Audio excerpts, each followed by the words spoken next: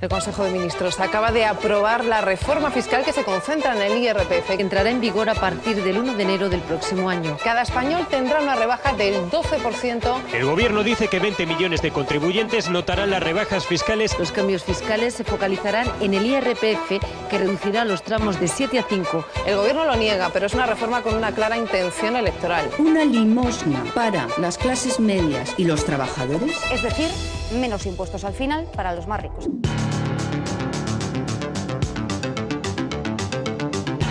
Buenas tardes, compañeros gestores de nivel de provincia. Hemos decidido la delegación de León, hablando con los compañeros, hacer esta jornada sobre la reforma fiscal, porque es de amplia actualidad, de alguna forma sí o sí va a entrar en vigor el día 1 de enero. A grandes rasgos os puedo comentar que la reforma fiscal, lo que pretende es simplificar en alguna medida las normas tributarias, rebajar sobre todo la presión fiscal que ha aumentado en estos años con motivo de las crisis que hemos padecido, que va a suponer un ahorro se estima unos 3.500 millones de euros para la economía de las familias. De alguna forma, yo creo, o es lo que cree el gobierno, que con esto se incentiva el consumo. Esperemos que así sea. Bueno, pues vamos a ver, la reforma fiscal que tiene prevista el gobierno, sí o sí que va a entrar el día 1 de enero, pues tiene aspectos positivos y también lagunas y cosas negativas que nos preocupan bastante.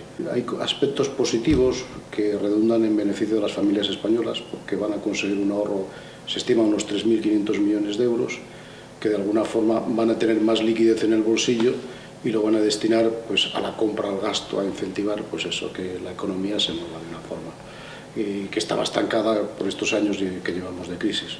En el aspecto negativo y esas lagunas oscuras, nos encontramos con todo lo que estamos viendo en televisión. El tratamiento fiscal que va a tener las plusvalías por la venta de activos financieros, por la venta de la vivienda, etcétera, etcétera. Es una reforma con la cual vamos a tener tanto un impuesto de sociedades como un IRPF más simples, de bases más amplias, con menor presión fiscal para prácticamente todos los tramos, especialmente para las rentas medias y bajas, y que va a favorecer el ahorro. Una rebaja de impuestos para todos, trabajadores, empresas y familias. Todavía no se sabe si se van a bajar los impuestos o se van a subir. Estamos muy en el aire y la política puede llevar los cambios fiscales a diferentes posiciones. ¿Cuánto habéis visto una deducción por actividad cultural? No sé, la Copa América o una cosa de esas. Yo nunca la he visto. Siendo positivos y negativos, como yo soy optimista, voy a empezar con los positivos. Los positivos tienen que ver siempre con la rebaja de impuestos. Cuando bajas impuestos, en épocas como estas, haces lo que tienes que hacer. Porque si la gente ya está ahogada, lo que no puedes es ya estrangularla del todo, porque entonces asfixia. 2 de los 3 tíos más peligrosos. La construcción, fuera. La división 5. La fabricación, que no sé si la 3 o la 4, también fuera. 2 de los 3 más peligrosos. El tercero ya veremos cómo queda, que es el de los transportistas. Es el tercero y más peligroso, el de los transportistas. Aspectos negativos, por decir la otra parte. El impuesto sobre la renta es un impuesto muy injusto que hace que el trabajador pague más impuestos, por ejemplo, que el rentista. ¿Vale? Que es la desaparición de la exención total del 100% de los arrendamientos de viviendas a jóvenes con rentas, estos que tenían que ser jóvenes y además trabajar, con lo cual en alumnos míos ninguno. Y luego, la otra, que estaba en el 60%, que recordar, la del arrendamiento de viviendas, baja al 50%. Esa es la idea. Me parece injusto que la gente que arrienda viviendas pague menos que un trabajador, o que el especulador pague mucho menos que una limpiadora de la universidad. A mí eso me parece injusto. Y eso no se ha corregido. Eso sigue estando exactamente igual. Grandes empresas llegan a tener unas deducciones elevadísimas y pagan mucho menos que pueda pagar una pyme. Va a pagar lo mismo un trabajador que gane 60.000 que un presidente del IBEX 35 que gane 7 millones. Se trata de una limosna para las clases medias y los trabajadores y de un gran regalo fiscal para las grandes fortunas y las rentas altas. El impuesto sobre sociedades hay que hacerlo de nuevo, porque el impuesto sobre sociedades grava desde una empresilla pequeña que puede estar en un pueblo haciendo mermelada para vender o queso, hasta el Banco de Santander, y no se les puede tratar igual. Cuando se les trata igual, al final estás tratando mejor al Banco de Santander que al de las mermeladas. Y desgraciadamente, quien más influye en el impuesto sobre sociedades es el Banco de Santander y no el de las mermeladas. Entonces, ¿qué consiguen? Que es lo que ha pasado ahora en la reforma. Consiguen que van a pagar el mismo tipo, el 25%, el Banco de Santander y el de las mermeladas. Y a mí eso me parece injusto. El impuesto sobre sociedades siempre ha beneficiado a las empresas más grandes, las que tienen sus problemas específicos de financiación, de vender en el extranjero, y ha perjudicado a las pequeñas. Y eso lo sigue haciendo. No habrá subidas de IVA salvo la ya anunciada en productos sanitarios.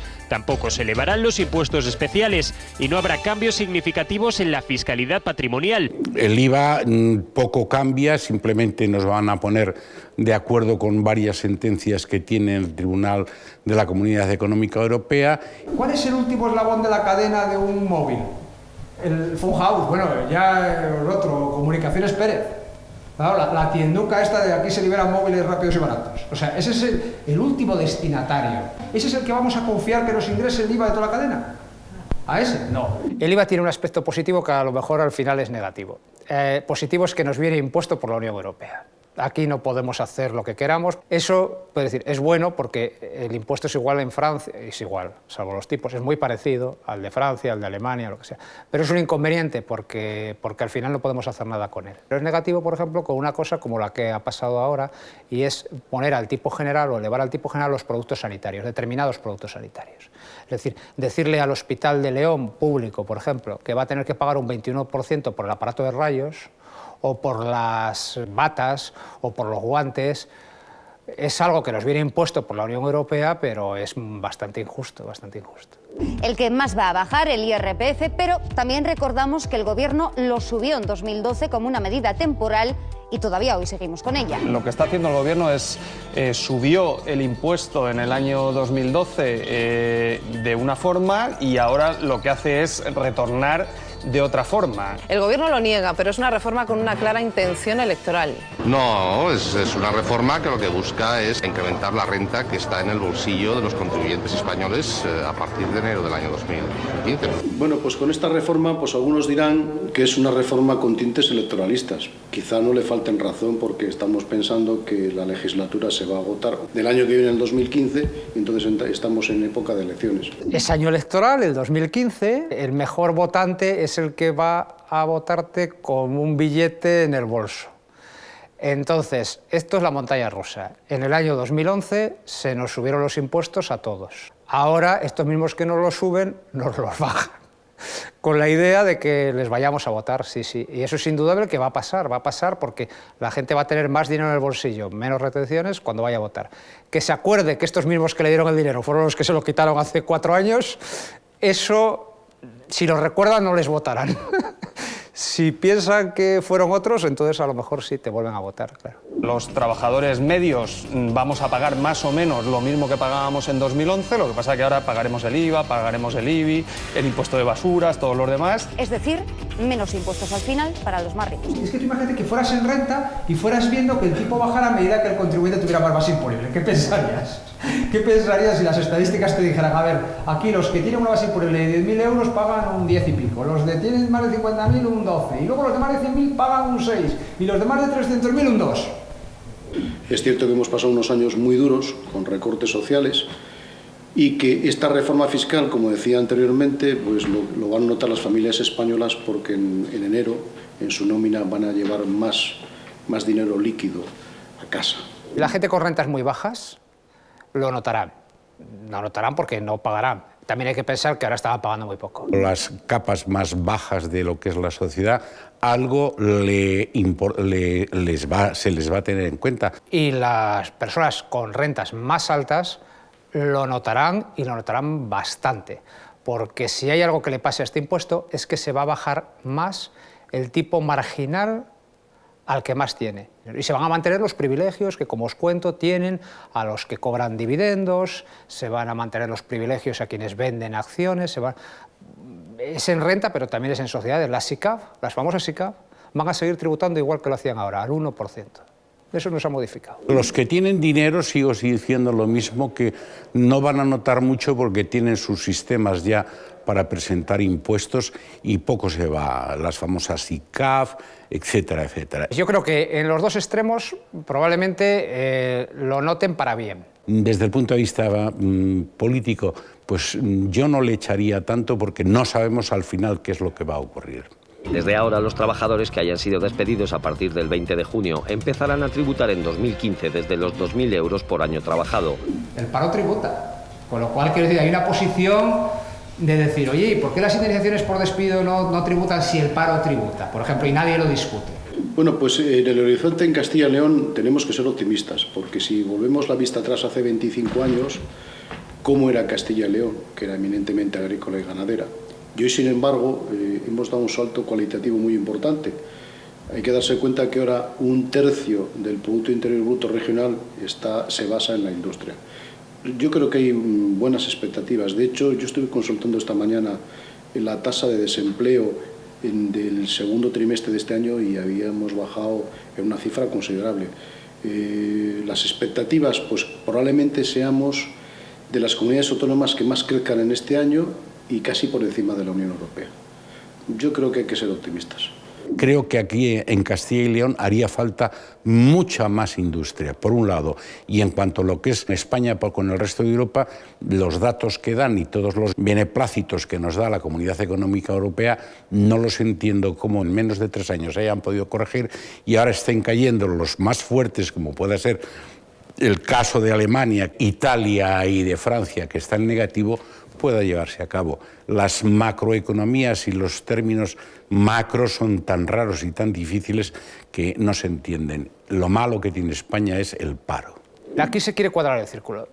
Se quiere decir, a ver, yo tengo unos servicios públicos, yo creo además firmemente en ellos, para esos servicios públicos no son gratis, hay que conseguir ingresos para ellos, pero el problema es que los ingresos solo los puedo sacar de la gente que más tiene.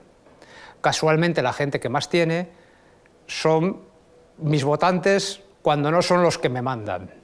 Entonces, si yo me hace falta dinero para mantener los servicios públicos, el dinero se lo tengo que pedir o coger, más que pedir, porque en impuestos es coger a mis amigos o a mis jefes o a los que me mandan o a mis votantes, que son los que más tienen, algo no encaja. Entonces, o quito servicios públicos o busco el dinero en otros sitios. ¿Dónde puedo buscar el dinero? En el bolso del pobre. ¿Qué otra cosa puedo hacer? Quitar el servicio público. Total, los ricos no los necesitan. Y así estamos. Una de las dos cosas va a pasar. Gracias también a vosotros, a los compañeros que habéis venido de fuera, sobre todo a los de León, y enhorabuena a la delegación de León, y en este caso a ti, por el hecho de haber tenido, y esto es lo que nos da categoría a los gestores, haber tenido una charla para estar ya un poco preparados con lo que pueda venir al final. Vamos a ver, los gestores que somos expertos en derecho financiero y tributario, o al menos nos dedicamos a esto, si tuviéramos que buscar un enunciado de lo que es la reforma fiscal o cómo la consideramos, pues podemos ser medianamente optimistas. Echamos en falta muchas cosas que no se van a tocar, como es la supresión del impuesto de sucesiones, el impuesto de donaciones, el impuesto al patrimonio. Pero sí que es cierto que es el momento adecuado de hacer la reforma después de estos años de penuria. Luego ya se irá viendo cómo vayan las cosas. No depende solo de nosotros, somos un país comunitario y muchas de las directrices y sobre todo de los impuestos que va a haber alguna reforma como es el IVA, no depende ya de nosotros, depende de la Comunidad Económica Europea.